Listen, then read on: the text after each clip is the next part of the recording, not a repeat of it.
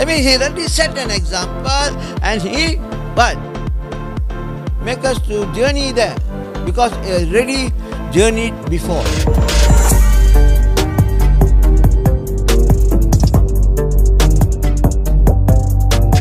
So இயேசு கிறிஸ்துவே கலிக்கு வந்து சொல்றாரு, உம்மை துதிக்கிறேன் பிதாவே, உம்மை புகழுகிறேன் பிதாவே.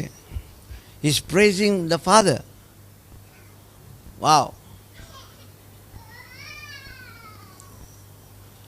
அதனால் அவர் நார்மல் மனுஷன்ல இந்த இடத்துல வந்து சில பேர் சொல்லுவாங்க, ஓ இயேசுவே பிதாவை வந்து தொழுது கொள்கிறாரு, அப்படினால அப்போ அவர் மனுஷனாக தான் இருக்கணும் அப்படின்னு. இல்லை நல்லா புரிஞ்சுக்கணும். இயேசு கிறிஸ்து பூமியில் வந்தபோது பிதாவை பிரதிபலிக்க வந்தார். அதனால் அவர் டோட்டலி ஹியூமனாக தான் செயல்பட்டார். எதுக்கு?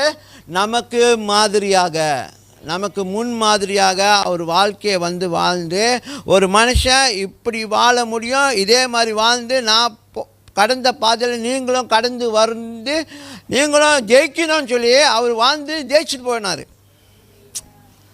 That means he already set an example and he what? Make us to journey there because he already journeyed before. அவரே இதெல்லாம் கடந்து வந்துட்டார். கடந்து வந்து ஜெயிச்சனால சொல்கிறாரு, now you can walk. அப்போ என்ன சொல்கிறாருன்னா, நீங்கள் இதில் நடக்கும்போது எனக்கு எந்த ஒரு என்னது இல்லை, சந்தேகமே வராது, எனக்கு எந்த ஒரு டவுட்டு வராது, எந்த ஒரு குழப்பம் வராது, இதில் வந்து நீங்கள் தடுமாறுவீங்கன்னு சொல்லி ஜெயிச்சு அவர் போன பாதையில் போயிட்டு ஜெயிச்சிட்டார். இப்போ அதே பாதையில் போகும்போது நீங்கள் ஜெயிக்கிறவர்களாக தான் மாறுவீங்க.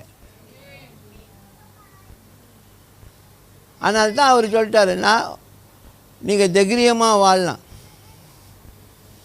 நீங்கள் தைரியமாக என்னை பின்பற்றி வரலாம்.